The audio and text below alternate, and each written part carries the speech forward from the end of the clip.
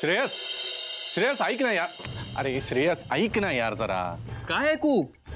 नाही मला काढलत ना घराबाहेर, मग आता काय ऐकू मी तुमचं? मला काही ऐकायचं नाही. अरे बाबा माझा गैरसमज झाला. मला वाटलं तू शनायालाच भेटायला आलायस. गैरसमज नाही, हे बरं आहे. हल्ली प्रत्येकाला माझ्याबद्दल गैरसमज व्हायला लागलाय. मला त्याची सवय करूनच घ्यायला लागणार आहे. नाही जरा माझं मगाशी ऐकून घेतलं असतं तुम्ही, पण नाहीच. मी तुला आणि जेनीला भांडताना पाहिलं.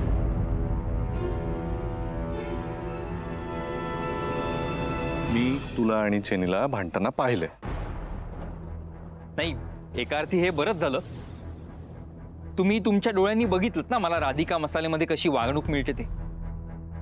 राधिका वहिनींपासून सगळ्या स्टाफ पर्यंत सगळेजण माझ्या मुद्दामून चुका काढत असतात. अगदी मला ठरवून टार्गेट केल्यासारखं. जेनी माझ्या चुका काढते सर. अहो माझ्या डोक्यावर एवढं फायनान्शियल बर्डन आहे म्हणून तुमच्याशी जरा शेअर करायला आलो होतो मी, पण नाही तुम्ही ऐकून नाही घेतलं माझं. हे बघ श्रेयस शांत हो. हे मला सगळं कळतंय ना. इनफॅक्ट मी कंपनीमध्ये असताना हेच सांगण्याचा प्रयत्न केला होता की नाही, पण नाही तेव्हा तुझा माझ्यावर विश्वासच नव्हता. तेव्हा हे पानवलकर आणि आनंदच तुला ऐकावंसं वाटायचं. पण आता हे जाऊन राधिकाला कोण सांगणार की बिझनेसमध्ये आपल्याला आपली माणसं जपता आली पाहिजेत. हे बघ श्रेयस तुला मी खरंच सांगतो, मी जर असतो ना कंपनीमध्ये तर आज राधिका मसाले आणि तुला कुठच्या कुठे नेऊन ठेवलं असतं. तू टॅलेंटेड आहेस मला माहिती आहे आणि म्हणूनच तुला चॅम्प म्हणायचो मी, बरोबर. तू आता काळजी करू नकोस. आपण आता हे सगळं इथे नको बोलायला. मी तुला मेसेज करतो ज्याच्यावर एक जागा आणि वेळ पाठवतो तुला, तिथे तू ये म्हणजे आपल्याला निवांत बोलता येईल. ओके डोंट वरी मी आहे.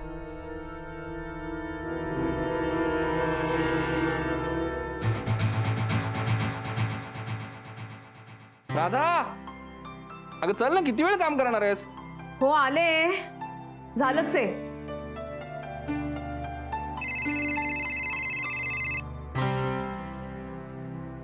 हा बोल श्रेयस. हा वहिनी आपलं काम झालंय. मला उद्या त्यांनी भेटायला बोलवलंय. Very good.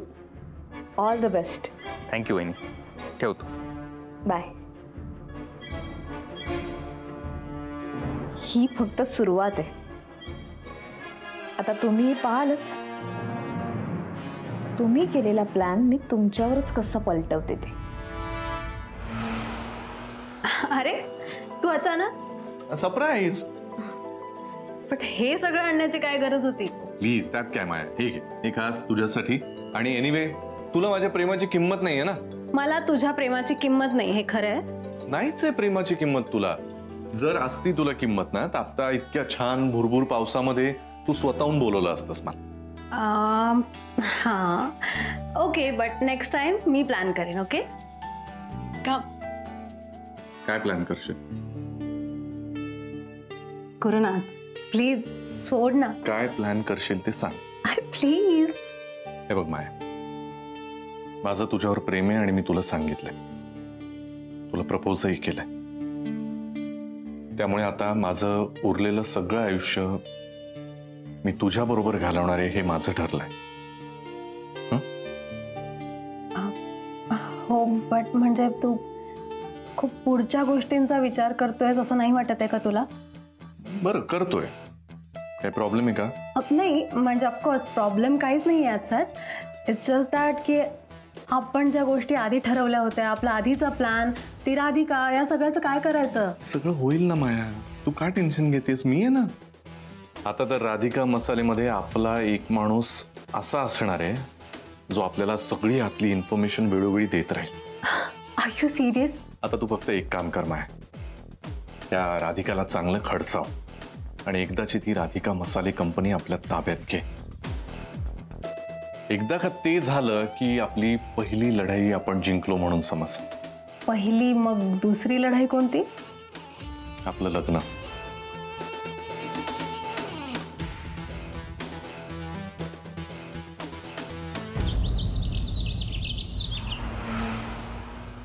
सगळं आपण ठरवल्याप्रमाणे होतंय. येस मॅम, मलाही तसंच वाटतंय. श्रेयस आता खूप काळजी घ्यायला लागेल. आणि आपण काय वागतोय, काय बोलतोय याकडे नीट लक्ष द्यावं लागेल. आपल्या वागण्या बोलण्यातनं त्यांना कळता कामा नये की हा आपला प्लॅन आहे. नाही वहिनी, मला तुमच्या बोलण्याचा रोग कळतोय. तुम्ही काळजी करू नका, या बाबतीत मी व्यवस्थित अलर्टच राहणार. हो, मला खात्री आहे.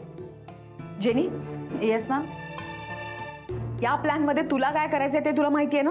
येस मॅम, मला कंटिन्युअसली श्रेयसच्या टचमध्ये राहायचंय. हा, जेव्हा तो मला कॉन्टॅक्ट करू शकणार नाही तेव्हा तो तुला फोन करेल. वहिनी, म्हणजे प्लॅनच्या संदर्भात ज्या काही इतर गोष्टी आहेत त्या खरं तर आम्हाला लक्षात आल्यात, पण एकच प्रश्न पडलाय. काय?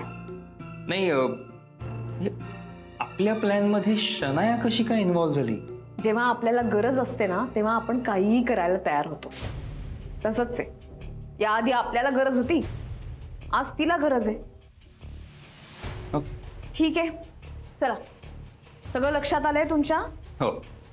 आता आपली जबाबदारी चोखपणे पार पाडायची. आणि काही प्रॉब्लेम आला तर मी आहेच. आणि फक्त मीच नाही तर आपल्या बरोबर आता चिंकी सुद्धा आहे. लास्ट टाइम पण मी ऐकलं हे नाव, चिंकी. मग हू इज शी? कळेलच, वेळ आली की कळेलच. हा, बोल किडे.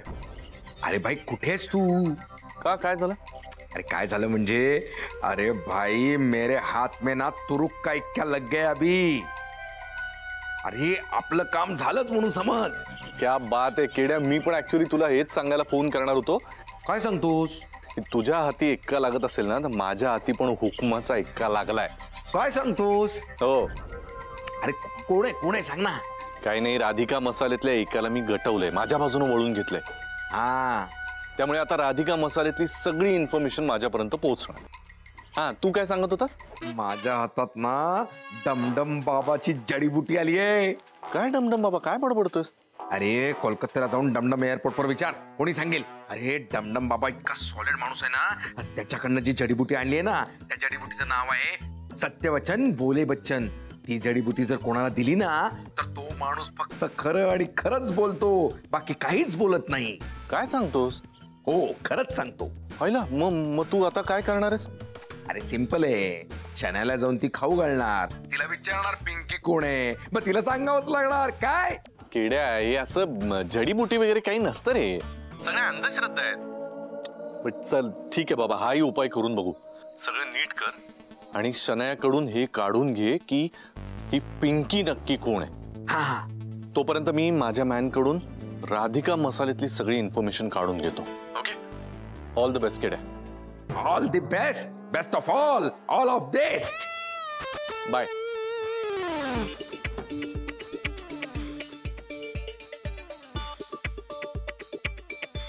तू बस. मी इथे तुझा पाहुणचार घ्यायला आलेले नाहीये. मला पेपर्स हवेत, पेपर्स. हो, देणार आहे. एवढी घाई काय? कधी? हा, ऑलरेडी शेवटचे 2 दिवस दिले होते तुला, आज शेवटचा दिवस आहे. Enough of this excuses Radhika. अजून किती टाळाटाळ करणार आहेस तू? माया, मला कळत नाहीये तू हे असं का वागतेस. सौमित्र तुझा इतका चांगला मित्र आहे, उद्या हे सगळं Saumitra Radhika, don't tell me तू आता पुन्हा सॅमीला यात आणणार आहेस. आणि ज्या दिवशी तू त्याला हे सगळं सांगशील ना त्या दिवशी हे सगळे फोटोग्राफ्स सोशल मीडियावर व्हायरल झालेले असते. बोल, पेपर्स कधी देतेस मला? देते, लवकरात लवकर देते. लवकरात लवकर नाही, आजच. आज देते पेपर्स. ठीक आहे, तू निघू शकतेस. गुड, दॅट साउंड्स गुड नाव. गुड.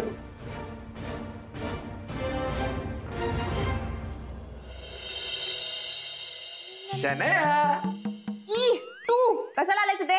ई तू छी तू, असे एक्सप्रेशन देतात मित्राला बघून. हो, मग कसं एक्सप्रेशन द्यायचं नाही तर? मला वाटलं की तू असं म्हणशील, अरे बापरे किड्या, किती दिवसांनी भेटलो आपण. नाही. No no no no no no no no no no no no. वाटलंच होतं. मम्मा दिसत नाही कुठे. एवढी मोठी मम्मा कुठे दिसत नाहीये. कशाला हवी मम्मा? मम्मा बाहेर गेलीये. अरे वा, काय काम मग तू सांगितलं नाहीस तू? म्हणजे काही म्हणजे माझं काही काम असेल तरच येणार आहे का मी तुझ्याकडे शनया? फालतू बडबड करू नको, विचारलेल्या प्रश्नांचं उत्तर दे. फालतू बडबड वाटते? अगं कशी बोलतेस तू? आहेस कोण तू? हे ड्रामा क्वीन. मग ती तू आहेस. मी असं म्हणतोय की माझ्याशी असं बोलायला तू कोण आहेस? माझी मैत्रीण आहेस की वैरीण आहेस? मी काय वरण वगैरे नाही, काहीतरी बडबडू नकोस. अगं वैरण नाही ग, वैरीण. वैरीण म्हणजे दुश्मन. अगं तू अशी दुश्मनासारखी का वागतेस माझ्याशी?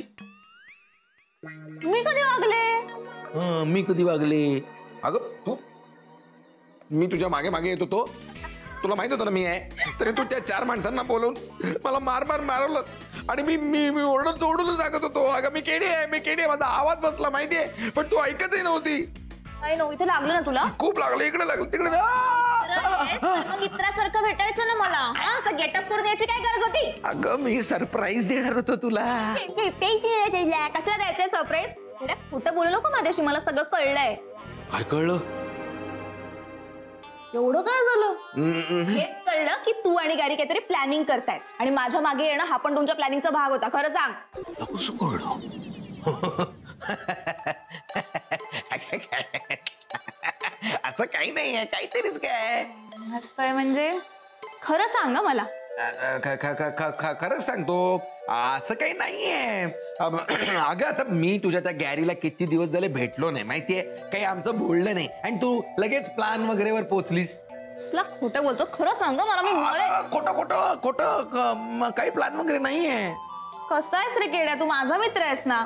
माझ्या साईडने की त्याच्या साईडने तू? मी माझ्या साईडने. मी का विचारते हेच बोलणार आहे. हा बरं मी काय म्हणतो, आपण मित्र आहोत ना, आपण किती दिवस झाले असे छान बसून असं कॉफी वगैरे प्यायलो नाही, तर आता एक काम कर, तू कॉफी आण, म्हणजे आपण दोघे जण मिळून अशी कॉफी पिऊया, छान गप्पा मारूया, रमूया, हसूया, जगूया. कॉफी मी हो नाही, तू बनव.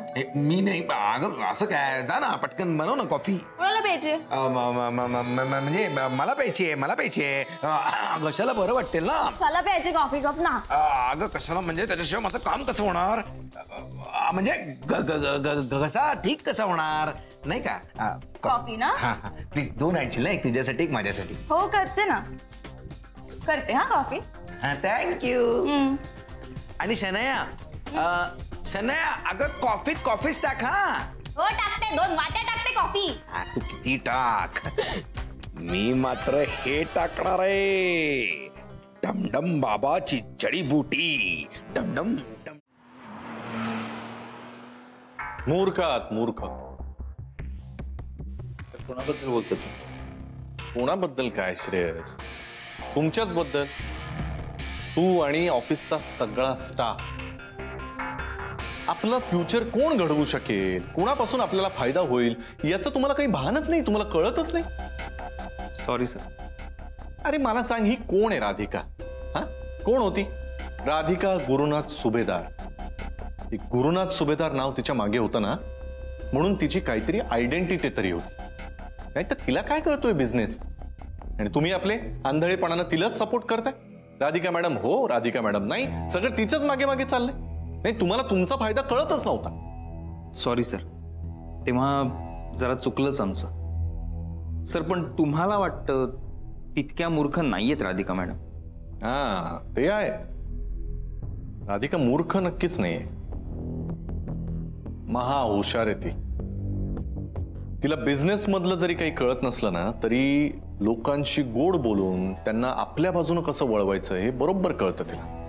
तुमच्या बाबतीतही तेच केलं, आणि त्याच्यानंतर सौमित्र. बरोबर, म्हणजे तुम्हाला पण आपल्या बाजूनं वळून घेतलं, आणि त्याच्यानंतर सौमित्र बाकी कसंही असला तरी तिला माहिती होतं की हा SB कंपनीचा सर्व आहे. त्यामुळे करेक्ट त्याचा हात धरला आणि त्यालाही पटवलं. एक मिनिट म्हणजे तुमच्या म्हणण्याचा रोख हा आहे की राधिका वहिनींनी हे सगळं प्लॅन केलंय? श्रेयस हे बघ, जेव्हापासून राधिकानं मला त्रास द्यायला सुरुवात केली होती ना, तेव्हापासून हे प्लॅनिंग चालू होतं माझं. तेव्हापासून डोक्यामध्ये होतं. ज्या क्षणापासून तिने माझी वाट लावली त्या क्षणापासून तिचा उलटा काउंटडाऊन सुरू झाला होता. हे बघ श्रेयस, मला तू आधीपासून आवडायचास, तुझ्यामध्ये खूप टॅलेंट आहे आणि आत्ता माझा तुझ्यावर विश्वास आहे म्हणून सांगतो. आता लवकरच राधिका मसाले SP कंपनीमध्ये मर्ज होणार आहे. काय? नाही no sir, I really respect you. I don't believe on this, seriously. नाही ना बसत आहे विश्वास? येस. शॉक बसल्यासारखं झालं ना? हो. नाही तसंच आहे. तुला काय वाटलं श्रेयस, मला जेवढा काही त्रास दिलाय राधिकानं मी गप्प बसेन? नाही, मग तुम्ही ना ओळखलंच नाही गुरुनाथ सुभेदार काय चीज आहे ना, तुम्हाला कळलेलंच नाही. एवढा अपमान करून कंपनीमधून काढून टाकल्यानंतर, पार माझी धिंड काढल्यानंतर, माझ्या आबरूचे धिंडवडे काढल्यानंतर एखादा असता सर्वसामान्य माणूस तर कदाचित त्याने दुसरा काही विचार केला असता. पण गुरुनाथ सुभेदार काही कच्च्या गुरुचा चेला नाहीये. तेव्हापासून मी फक्त योग्य संधीची वाट बघत होतो, जी आता मिळते मला. संधी साधू आहात तुम्ही. नाही म्हणजे योग्य संधीचा योग्य फायदा करून घेणं हे तुम्हाला व्यवस्थित जमतं सर. सर पण म्हणजे माझा मुद्दा इतकाच आहे की तुमच्या म्हणण्याप्रमाणे जर राधिका वहिनी इतकं सगळं प्लॅन करू शकतात तर त्यांनी तुम्हाला हॅरॅस कसं करायचं, त्रास कसा द्यायचा याचा पण प्लॅन केला असणारच ना? अरे केला ना, आणि करू दे की, मला नाही फरक पडत. मी काही लेचापेचा नाहीये. हे बघ श्रेयस, एक लक्षात घे, या गोष्टी ना हळूहळू टप्प्याटप्प्यानं करायच्या असतात. आता मी SB कंपनीचा एम्प्लॉई आहे, तुला तर माहिती आहे. हो. पण तुला हे नाही माहिती की आता SB कंपनीमध्ये मी अशा पोझिशनवर आहे जिथून मला कोणी हलवू नाही शकत. ना राधिका ना तो सौमित्र. कारण त्या सौमित्राच्या बापाचाच हात माझ्या डोक्यावर आहे ना. आणि हा तुला सांगतो, त्यांना टॅलेंटची खरी कदर आहे. त्यांना बरोबर कळतं की बिझनेसच्या दृष्टीनं काय फायद्याचं आहे आणि काय. तिथे पर्सनल रिलेशनशिप ते आणतच नाहीत मध्ये. सो हे असं हे सगळं बघ श्रेयस. असो, तुझं बाकी बरं चाललंय ना? काय बरं म्हणजे काय सर, आनंदाची गोष्ट ही आहे की नवीन घर घेतलंय मी. अरे देवा. आणि घर घेतलंय म्हटल्यानंतर त्याचे हप्ते भरायला लागतात आता. हो अर्थात. ऍक्च्युली म्हणूनच काल तुम्हाला भेटायला आलो होतो सर. गेले काही महिने राधिका मसालेमध्ये माझी खूप पिळवणूक होती सर. माझ्या हातात ती सगळी कामं काढून जेनीला दिली. आनंद सर सिनियर आहेत त्यामुळे त्यांना खूप महत्त्वाची कामं दिली जातात. मला मीटिंगला बोलवलं जात नाही सर. माझं प्रमोशन ड्यू जे होतं ते जेनीला दिलं राधिका वहिनींनी. सर आता मला 7 दिवसांच्या सक्तीच्या रजेवर पाठवलंय, बिनपगारी. आणि म्हणून मला तुमच्याशी बोलायचं होतं सर. मला तुम्ही प्लीज पार्ट टाइम जॉब वगैरे काही देऊ शकता का प्लीज? श्रेयस, मला तुझा प्रॉब्लेम कळला. हे बघ, एक गोष्ट लक्षात ठेव, जोपर्यंत मी आहे ना तोपर्यंत तू पैशांची काळजी करू नकोस. ओके? म्हणजे तू एक काम कर, तू राधिकाकडे जा आणि तिची माफी माग. सर पण माझी काही. श्रेयस, राधिकाकडे जा, तिची माफी माग, ती तुला माफ करेलच. म्हणजे मग तू परत एकदा त्याच कंपनीमध्ये काम करशील, बरोबर? हा, पण तू वरवर सगळ्यांना त्या कंपनीमध्ये काम करताना दिसशील, पण ऍक्च्युली तू काम करत असशील माझ्यासाठी. कळते? अच्छा, म्हणजे तिकडची माहिती मी तुम्हाला द्यायची आणि त्याचे तुम्ही मला पैसे. कळतंय ना? सर पण एथिकली हे रॉंग आहे सर. म्हणजे अनएथिकल? हो. एक काम कर, या पेपरवर तो शब्द लिही, काय म्हणालास ते, अनएथिकल, एथिकल. त्याचा बोळा कर आणि ते फेक. श्रेयस, अरे बाबा, बिझनेस मध्ये असं एथिकल अनएथिकल नसतं बघायचं. आपण आपला फायदा बघायचा असतो बाबा. कळते का तुला? त्यामुळे मी सांगतोय एवढं जर तू केलंस ना तर पुढे तुला कधीही पैशांसाठी अडून राहायची वेळ येणार नाही. मी आहे ना. ओके? आणि आता एनिवे तुझ्याकडे काही पर्याय नाहीच आहे. त्यामुळे ही संधी तुला हवी आहे की नकोय, मान्य आहे की नाही ते मला सांग. सर तुम्ही म्हणताय तसं माझ्याकडे दुसरा पर्याय नाहीच आहे. मला आवडेल तुमच्याबरोबर काम करायला. गुड. चर्स.